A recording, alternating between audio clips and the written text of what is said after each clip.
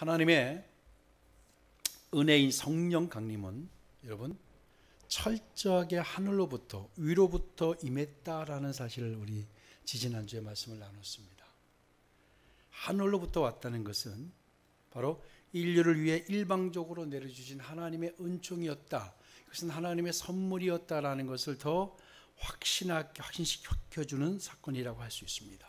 인류를 새롭게 하고 구원을 주시고 생명을 주신 이 기적은요, 반드시 위로부터 임한다는 거예요. 그러니까 우리의 삶을 바꾸고 우리 인류가 새로워지고 구원을 얻는 것은 어디로부터? 위로부터, 하늘로부터 임한다라는 사실을 기억해야 합니다. 그렇다는 얘기는 위로부터 임하는 것이 아니면 우리를 새롭게 할 수도 우리를 구원할 수도 없다는 의미가 되겠죠. 위로부터 임하는 것이 아니면 우리를 새롭게 하기도 우리를 또 앞으로 나아가게 하기도 어렵다라는 거예요. 답이 아니라는 거예요. 오순절 성림 강림 사건은요, 매우 중요합니다. 왜냐하면 여기에 아주 귀한 비밀의 열쇠들이 많이 있어요. 교회가 어떻게 나아가야 하고 우리 성도들이 어떤 삶을 살아야 하는가를 아주 정확하게 분명하게 보여주는 것이 오순절 성령 강림 사건입니다. 우리 인류가 새로워지고 인류가 복음을 듣게 된 것도 바로 오순절 강림 사건 때문이었다는 사실 여러분 아실 겁니다. 사실 이 성령 강림 사건은요, 인류를 구원하시기 위해서 심혈을 기울이신 하나님의 섭리가 드디어 이루어진 계기가 됩니다. 아들이신 예수 그리스도를 통해서 인간을 구원하시려고 하셨던 하나님의 섭리, 그리고 그것이 성령 강림 사건으로 완결되었다라고 할 수 있습니다. 그리고 성령 강림 사건은 이후에 어떤 일이 일어나죠? 본격적인 교회 시대를 열어젖히게 되었습니다. 이 오순절 임했던 성령 강림 사건으로 교회 시대가 이제 열리게 되었던 겁니다. 그래서 우리는 이 성령 강림 사건이 예수님의 죽음과 부활 그리고 승천의 결과로 이루어진 일이었다는 사실에 우리가 주목해야 합니다. 그러니까 바로 이 성령 강림 사건이 있기 전에 예수님의 죽음과 부활과 승천으로 인한 우리 제자들과 100여 명의, 그러니까 120여 명의 우리 믿는 자들이 모여있던 곳에 성령이 임하셨다는 사실입니다. 여러분, 오순절에 일어났던 이 강력한 성령 강림은요, 그 유래를 찾아볼 수 없는 일이기도 합니다. 그러면 그렇다고 해서 성령이 그 구약시대 이전에는 임하지 않았느냐? 그렇지 않아. 임했어요. 그렇죠? 우리 바로의, 그러니까 애굽의 왕 바로가 아주 난해한 꿈을 꿨을 때 그 꿈을 요셉이 해석을 하게 되는 것도 성령이 임하셔서 해석을 했다라고 창세기 41장 38절이 말하고 있어요. 그런가 하면 모세가 이스라엘 백성을 출애굽시킨 사건도 성령이 임했기 때문이었다고 밝히고 있고요. 여호수아가 가나안을 정복할 수 있었던 것도 성령이 임했기 때문에 가능했던 일입니다. 그런데 이 오순절 강림 사건은 특별합니다. 왜? 한 개인에게 임한 사건이 아니라 공동체에게 임한 사건입니다. 특별한 이유는 바로 이 공동체 전체에게 임한 사건이었기 때문입니다.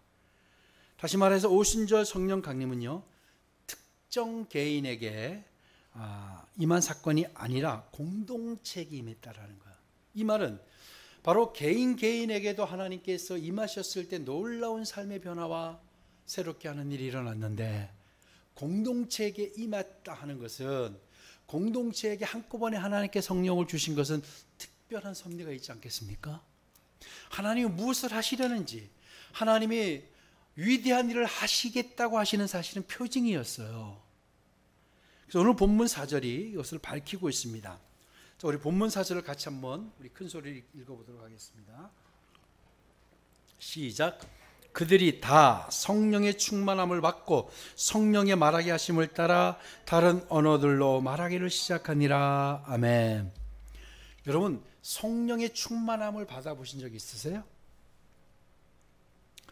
자, 나는 성령의 충만함을 입어봤다. 성령의 충만함을 받아봤다. 한번 여러분 손 들어보세요. 나는 성령의 충만함을 받아봤다. 예. 그럼 다른 분들은 성령 충만함을 입지 않은 겁니까? 입었는데 부끄러워서 밝히지 못하는 거예요. 자, 보니까 오늘 본문 4절에 보니까요, 성령의 충만함을 어떻게 다, 그들이 다 성령의 충만함을 받고 라고 했어요. 그러니까 다락방에 모여있던 사람 모두가 성령 충만함을 받은 거예요. 3절에 보면 각 사람 위에 3절을 한번 보실까요? 3절을 보면 마치 불의 혀처럼 갈라지는 것들이 그들에게 보여 각 사람 위에 하나씩 임하여 있더니, 그렇죠? 그러니까 그들 모두가 다 받은 거예요. 놀라운 일이죠. 개인이 아니라 공동체 모두에게 임했다는 것은 아주 중요한 메시지입니다. 그래서 이것은 앞으로 하나님께서 하실 일이 무엇인가, 하나님께서 무엇을 하시려는가를 볼 수 있는 전망대와도 같은 사건이라는 겁니다. 여러분, 성령의 은사와 은혜를 경험하셨을 거예요. 그리고 바로 성령께서 주신, 하나님께서 주시는 은사도 여러분 체험하셨을 거예요. 여러분이 특별한 집회나 예배를 통해서 많은 사람들이 하나님을 만나고 성령의 충만과 성령의 임재를 경험합니다. 그렇죠? 그런데 그곳에 모인 모든 사람이 다 경험한다는 것은 거의 불가능한 일이라고 봐요. 저도 오랜 동안 신앙생활을 했지만, 과거에 기도원도 많이 다녀보고 그 집회란 집회는 많이 다녀봤지만, 그곳에 은혜를 받는 사람이 있어요. 성령의 충만함을 입는 사람이 있어요. 그런데 모든 사람이 다 같이 입는 경우는 저는 본 적이 없어요. 성령 강림 사건은 아주 특별한 거예요. 공동체 모두가 다 경험했다는 것은 여기 놀라운 비밀이 있어요. 바로 성령이 충만하게 임한 이후에 어떠한 일이 일어났는가를 추적해 보면 그 비밀에 우리가 접근하게 될 겁니다. 여러분, 모든 사건과 사고의 그 이면에는, 그 배경에는 다 이유가 있죠. 원인이 있어요. 모든 사건에는 원인이 있는 거예요. 그런 사건과 사고가 일어나는 것이 어떤 명예 때문이건 또 욕심 때문이건 물질 때문이건 간에 어떤 시기든지 어떤 이든지 이유가 다 있어요. 오순절 성령 강림이 그곳에 모인 모든 사람에게 임했다는 것도 특별한 목적이 있다는 거예요. 바로 하나님께서 새로운 시대를 열고자 했던 거예요. 바로 그게 교회 시대입니다. 교회 시대를 열고자 하나님께서 그곳에 있는 모든 사람들에게 바로 강력하게 성령을 부으셨던 겁니다. 교회는, 여러분, 교회는 단순한 사람들의 모임이 아닙니다. 알고 계시죠? 교회는 또 몇몇 사람에 의해서, 또 한 사람에 의해서만 교회가 세워지는 것도 아닙니다. 바로 몇몇 사람이 마음이 맞아서 모인 모임이 교회가 아니에요. 바로 성령을 입고 바로 구원을 받고 성령을 체험한 그런 예수님의 증인된 삶을 살고자 하는 사람들이 모인 곳이 바로 교회입니다. 아멘. 교회가 어떤 곳이라고요? 성령을 입고 예수님의 증인된 삶을 살고자 했던 사람들이 모이는 공동체입니다. 그러면 120명의 사람들이 어떻게 모두 성령의 충만함을 입을 수 있었을까? 우리는 그 이유를 계속해서 나눠가고 있습니다. 그들이 같은 마음을 가지고, 그들이 흩어지지 않고, 그들의 상황은 흩어지기에 충분하고 흩어진다고 해도 아무렇지도 않은 그런 상황이었어요. 그런 상황에 그들이 함께 모여서 오로지 어떻게 해요? 기도에 힘쓰더라라고 했어요. 오로지 기도에 힘쓸 때 그들 가운데 성령이 임했다는 사실 여러분 놓치시면 안 됩니다. 하나님의 아들이 이 땅에 인간의 몸을 입고 오셨어요. 그렇죠? 그리고 그분은 이 땅에 오신 흔적을 선명하게 남겨놓고 가셨어요. 여러분도 이 땅에 오셔서 이제 이 땅의 삶을 살다가 우리 다른 세상으로 가실 거예요. 누구나 다 그렇죠? 여러분 이 땅에 오셔서 흔적을 남기셔야 되지 않을까요? 여러분 어떤 흔적을 남기시겠어요? 사람은 어떤 모양이든 어떤 시기든 다 흔적을 남기게 되어 있습니다. 사람이 있던 곳, 사람이 살았던 그 주위에는 다 반드시 흔적이 있죠. 예수님께서 이 땅에 오셔서 하나님의 아들이 남기고 가신 흔적이 있어요. 그것은 많은 병자들을 고친 것도 있지만 바로 예수님이 죽으셨다가 살아나신 부활을 남겨놓고 가셨어요. 아멘. 이것은 예수님의 흔적이 부활이에요. 그래서 우리가 부활을 바라보고 우리가 부활에 연합되고 부활에 동참해서 우리가 살아가고 있는 거예요. 십자가에서 죽으시고 부활하셔서 사람들이 보는 앞에서 하늘로 올려 가셨어요. 그래서 예수님의 부활 사건은 다락방에 모여있던 120명뿐 아니라 사실 이 부활 사건을 다른 많은 사람들도 보았습니다. 그런데 제 아들과 함께 끝까지 주님의 명령과 말씀을 쫓아 성령님을 염원하고 기다렸던 사람들은 이들밖에 없었어요. 그리고 이들 안에 성령이 임했다는 사실을 우리가 주목해야 합니다. 어렵고 힘든 시기에 여러분 어느 곳에 있으시겠습니까? 120명의 사람들과 같이 예수님의 말씀을 쫓아 성령을 기다리고 염원하면서 주님의 말씀을 쫓아 살고자 그리고 오로지 기도에 힘썼던 그들 가운데 성령이 강력하게 아마 이렇게 강력하게 임했던 때는 없었습니다. 아마 여러분 우리 교회도 여러분의 가정들의 삶에도 이런 역사가 일어나길 주의 이름으로 축복합니다. 예수님께서 승천하시기 전에 성령 강림과 관련해서 저희들에게 말씀하신 내용이 있어요. 뭐냐면 사도행전 1장 5절입니다. 우리 1장으로 돌아가서 1장 5절을 함께 보실까요? 같이 읽습니다. 시작. 요한은 물로 침례를 베풀었으나 너희는 몇 날이 못되어 성령으로 침례를 받으리라 하셨느니라. 아멘. 여러분 교회 시대를 열고 강력한 복음의 역사로 인류가 새로워지게 했던 비밀이 여기에 있습니다. 뭐냐면 이 공동체가 무엇을 경험했냐면 성령 세례, 성령 침례를 경험했어요. 예수님께서 몇 날이 못되어 받으리라라고 말씀하신 그 성령 침례가 언제 왔냐면 오순절 성령 강림으로 나타난 거예요. 여러분 이 성령 침례는 우리가 한 번 경험하는 겁니다. 그래서 성령 침례라고 성령 세례, 성령 침례, 성령 침례라고 제가 명명을 합니다. 예. 성령 침례 우리가 예수님을 우리 주인으로 모셔드리는 그때 우리가 성령 침례를 받는 거예요. 근데 이때 강력하게 성령 침례가 임했는데 급하고 강한 바람 같은 소리 또 불의 혀처럼 갈라지는 것이 임했다고 했죠. 그렇게 본문 2절 3절에서 증언하고 있어요. 이처럼 제자들과 여러 사람들은 성령 침례를 경험하고 거기에 무엇을 받냐면 성령 충만함까지 받은 거예요. 초대교회가 시작이 되고 교회가 시작이 되고 세계에 복음이 흩어질 수 있었던 원인이 바로 이겁니다. 뭐냐면 성령 침례를 받고 성령의 충만함을 입은 거예요. 여러분이 이 사실을 너무 잘 알고 있죠. 우리 늘 들었던 이야기죠. 근데 교회 부흥, 새로운 인류가 새로워지는 우리의 삶이 바뀌는 것 이것은 성령 침례를 받고 성령 충만함을 입으면 나타나는 현상이에요. 반드시 성령 침례를 받고 성령의 충만함을 입으면 나타나는 거예요. 그러면 우리에게 이런 놀라운 기적 같은 일들이 나타나지 않는다. 여러분 삶 가운데 기적 같은 일들이 나타나셨나요? 나타나지 않으셨나요? 만약에 그런 일들이 나에게 나타나지 않았다라고 한다면 문제가 어디에 있냐면 우리는 다 성령 침례를 받았어요. 아멘? 우리는 다 성령 세례를 받은 거예요. 그러면 우리에게 뭐가 문제가 있는 것 같아요? 성령 충만을 입는 것이 문제가 있는 거예요. 성령 침례를 받고 이들이 강력하게 그 모양이 어떻게 임했어요? 불의 혀같이 강한 급하고 강한 바람 같은 같이 이렇게 임했어요. 예수님께서 말씀하셨던 그 성령 침례를 이들이 받았고 그 다음에 뭐가 임했다? 다 성령 충만함을 입었다라고 오늘 본문이 밝히고 있어요.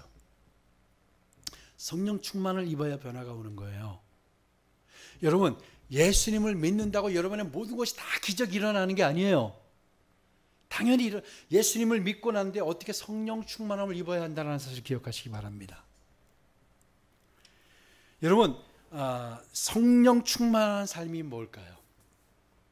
기도 열심히 하는 것, 예배 잘 드리는 것, 봉사 열심히 하는 것, 사랑을 열심히 주는 것, 예, 맞아요. 그런데 정말 성령 충만한 삶이 근본적으로 뭘까요? 성령 충만한 삶은 성령님과 함께하는 삶을 말해요. 막 갑자기 몸이 뜨거워지고 막 방언이 튀어나오고 예언이 튀어나오고, 여러분 이게 성령 충만의 증거라고 말씀하시면 안 돼요.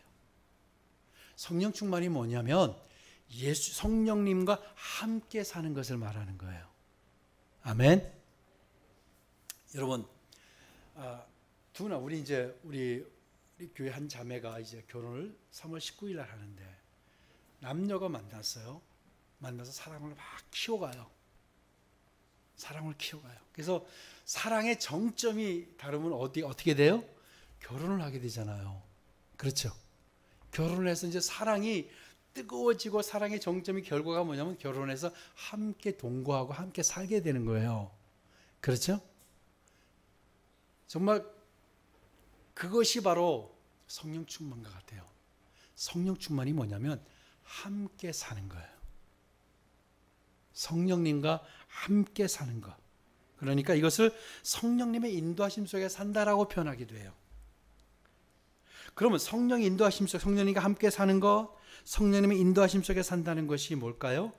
진리 가운데 사는 것을 말해요. 성령님과 함께 동행하며 산다는 게 막 뜨거워져가지고 원수도 갑자기 사랑하게 되고 막 끌어안게 되고 모든 게 다 좋아.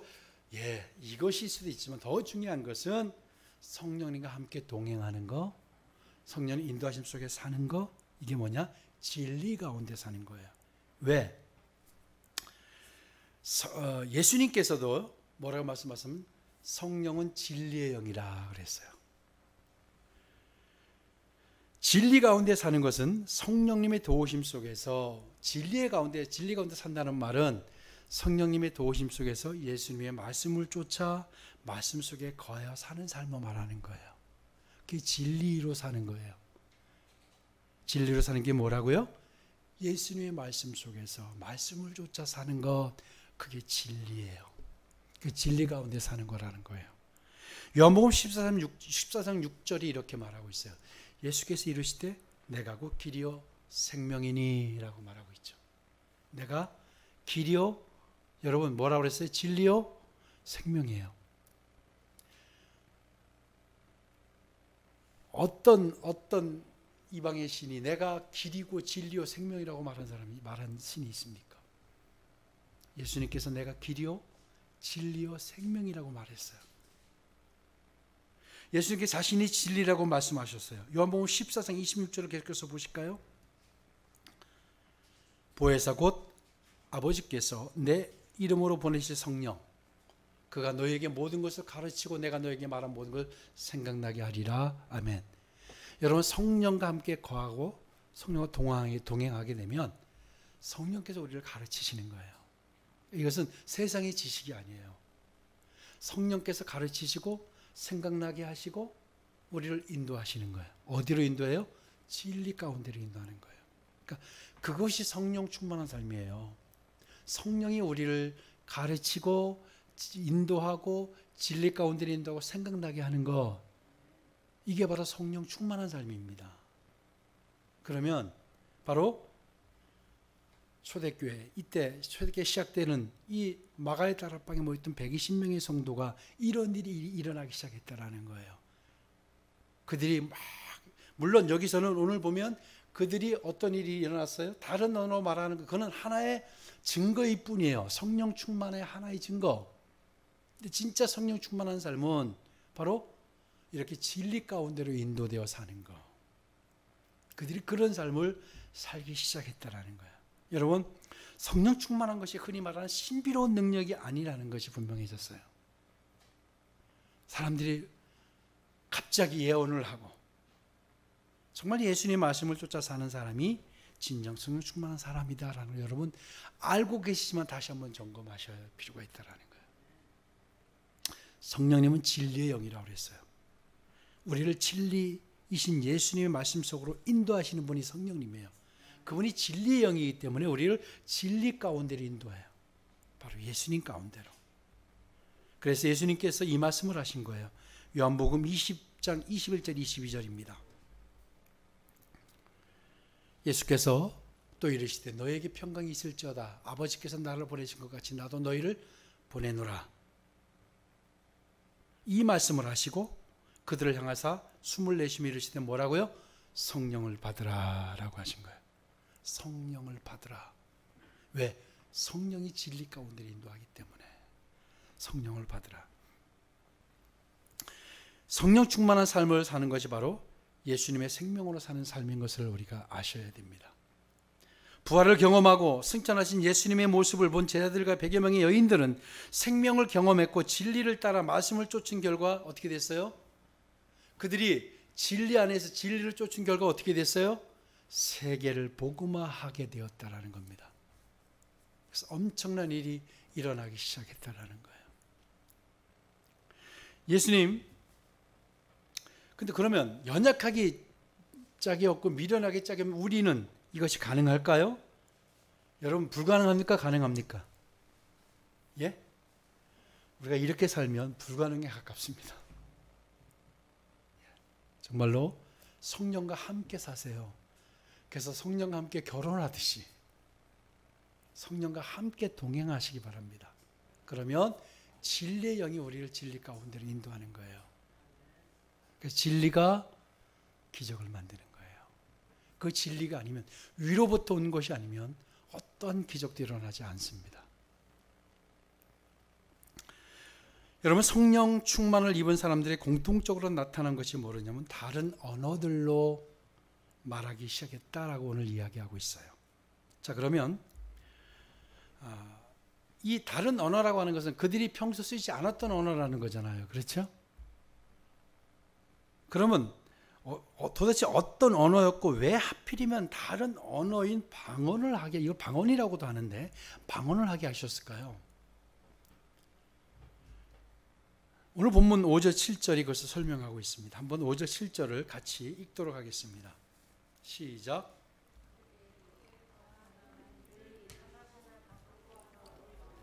예루살렘에 몰려 있더니 이 소리가 나매 큰 무리가 모여 각기 자기의 방언으로 제자들이 말하는 것을 듣고 소동하여 다 놀라 신기하게 여겨 이르되 보라, 이 말하는 사람들이 다 갈릴리 사람이 아니냐. 아멘. 여러분, 왜 하나님께서 이때 각기 다른 언어, 방언으로, 다른 언어로 말하게 하셨을까요? 사실은 그때 시대 상황과 굉장히 이것은 맞물려 있습니다. 성령 충만이라고 하는 것은 여러분 잘 기억하셔야 돼요.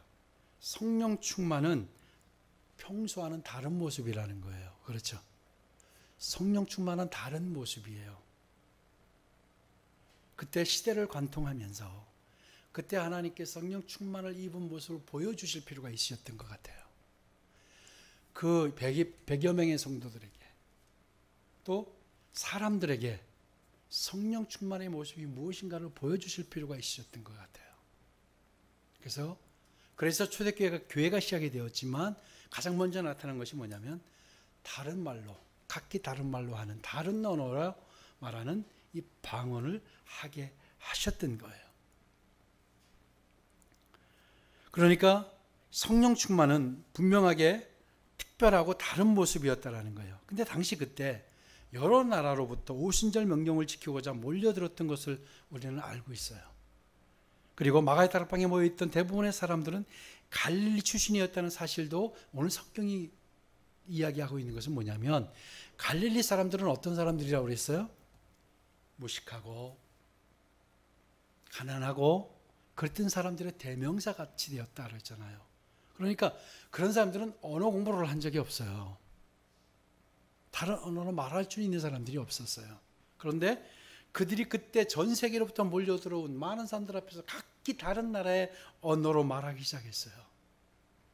그래서 그 사람들이 얼마나 놀랍니까? 본문 8절을 보니까 뭐라 그래요? 그들이 당황했어요. 우리가 우리 각 사람이 난 곳 방언으로 듣게 되는 것이 어찌 됨이냐? 라고 이야기했잖아요.